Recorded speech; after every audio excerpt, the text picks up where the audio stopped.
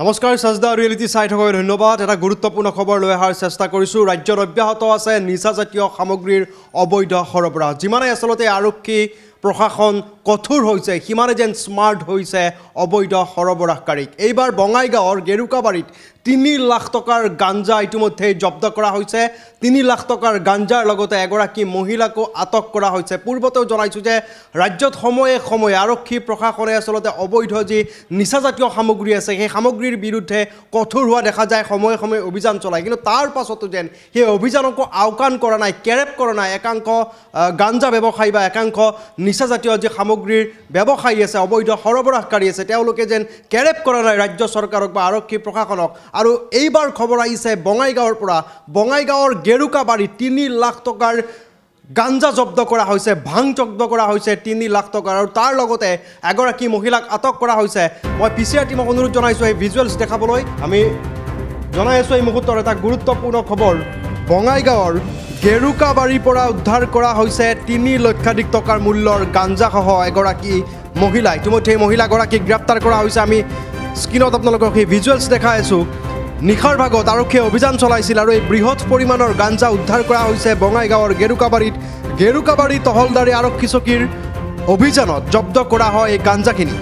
২৭ নং ৰাষ্ট্ৰীয় ঘাইপথৰ গেৰুকাবাৰী নিবাসী গৌৰী চৌহানৰ গৃহত কাষতে থকা যিখন পাণ দোকান সেই পাণ দোকানখনৰ পৰা জব্দ কৰা হৈছে এই গাঞ্জাসমূহ জব্দকৃত গাঞ্জাসমূহৰ বজাৰ মূল্য ৩.৫ লাখ টকা বুলি ইতিমধ্যেই অনুমান কৰা হৈছে আৰক্ষীৰ অভিযানত উমান পায় গাঞ্জা ব্যৱসায়ী মহিলা গৌৰী চৌহান পলাবলৈ চেষ্টা কৰোঁতেই আৰক্ষীয়ে খেদি গ্ৰেপ্তাৰ কৰে গৌৰী চৌহানক যাৰ ফলত গাঞ্জা ব্যৱসায়ী গৌৰী চৌহান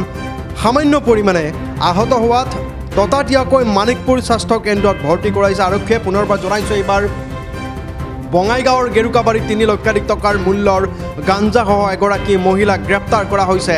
নিখাৰ ভাগত অভিযান চলাইছিল বঙাইগাঁৱৰ গেৰুকাবাৰী আৰক্ষীয়ে আৰু তহলদাৰী আৰক্ষী চকীৰ অভিযানত জব্দ কৰা হয় এই গাঞ্জাখিনি